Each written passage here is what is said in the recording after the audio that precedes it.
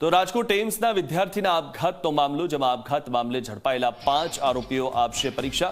Police જાપ્તા સાથે central જેલથી પરીક્ષા કેન્દ્ર લવાયા। તમામ આરોપીઓ MBBSના ફાઇનલ યરની પરીક્ષા આપશે। આરોપીઓ મૃતક વિદ્યાર્થીને આપતા હતા શારીરિક અને માનસિક ત્રાસ, ત્યારે ફરિયાદ બાદ કરાઈ હતી તમામની ધરપકડ। મહત્વનું છે કે ઘટના સ્થળેથી રેલવે પોલીસને રતનકુમારની બેગ મળી આવી હતી, જેમાં મોબાઈલ ફોન, ટેબ્લેટ અને નોટબુક મળી આવી હતી। નોટબુકમાં 17 પેજની સુસાઇડ નોટ મળી આવી, જેમાં હિન્દી અને અંગ્રેજીમાં લખાણ લખેલું હતું। સુસાઇડ નોટમાં રતનકુમારે લખ્યું છે કે નીલમ સાથે સંબંધ હોવાની શંકાના આધારે સાથે અભ્યાસ કરતા કેટલાક લોકોએ જાન્યુઆરીથી તેની સાથે મારપીટ અને માનસિક હેરાનગતિ શરૂ કરી હતી।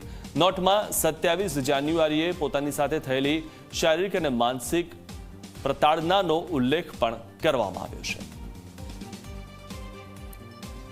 તો જે રીતે આ જે તમામ લોકો છે તેમના કારણે એક વ્યક્તિએ જીવ ગુમાવ્યો હતો, તેણે આપઘાત કરી લીધો હતો।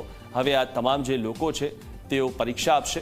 ઝડપાયેલા 5 આરોપીઓ પરીક્ષા આપશે, MBBSની તેઓ પરીક્ષા આપશે। ફરિયાદ બાદ તમામની ધરપકડ કરવામાં આવી હતી। આ જે લોકો આપ જોઈ રહ્યા છો, જેઓ હવે પરીક્ષા આપવાના છે, તેમના કારણે એક વિદ્યાર્થીએ જીવ ગુમાવ્યો, તેણે આપઘાત કરીને પોતાનું જીવન ટૂંકાવી લીધું હતું અને તેની જે સુસાઇડ નોટ પણ સામે આવી હતી, તે સુસાઇડ નોટમાં તેણે આ તમામનો ઉલ્લેખ કર્યો।